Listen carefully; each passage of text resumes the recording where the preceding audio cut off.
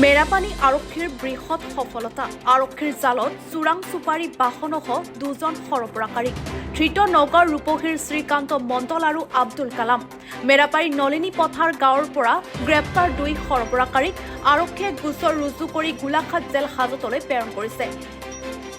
মেৰাপানী আৰক্ষীৰ বৃহৎ সফলতা আৰক্ষীৰ জালত চোৰাং চুপাৰী বাহনসহ দুজন সৰবৰাহকাৰী ধৃত নগাঁৱৰ ৰূপহীৰ শ্ৰীকান্ত মণ্ডল আৰু আব্দুল কালাম মেৰাপাৰী নলিনী পথাৰ গাঁৱৰ পৰা গ্ৰেপ্তাৰ দুই সৰবৰাহকাৰীক আৰক্ষীয়ে গোচৰ ৰুজু কৰি গোলাঘাট জেল হাজতলৈ প্ৰেৰণ কৰিছে। ৰব, আপুনি যে এটা অপৰাধ কৰিবলৈ গৈ আছে, আপুনি জানেনে? এই নাবালিকা গৰাকীক এতিয়াই বিয়াত বহোৱাটো যে এটা অপৰাধ, আপুনি জানেনে? অপৰাধ কেনেকৈ? মোৰ ছোৱালী, মোৰ কথা। তুমি যিয়েই নোকোৱা ভূঞা, 18 বছৰৰ তলৰ যিকোনো কন্যা সন্তানৰ বিয়া দিলেই আইনগতভাৱে এক দণ্ডনীয় অপৰাধ। বিয়া দিয়াজন যিমান দায়ী, বিয়া পতাজনো সমানে দায়ী। এতিয়া তাই পঢ়া শুনা কৰাৰ বয়স, খেলা ধূলা কৰাৰ বয়স। তাইক খেলিবলৈ দিয়ক, পঢ়িবলৈ দিয়ক, আৰু চাব এদিন আপুনি তাইক লৈ গৌৰৱ অনুভৱ কৰিব পাৰিব। এতিয়াই তাইক সংসাৰৰ বোজা দি তাইৰ ভৱিষ্যত জীৱনটো অন্ধকাৰ কৰাৰ অধিকাৰ তোমাৰ জানো আছে?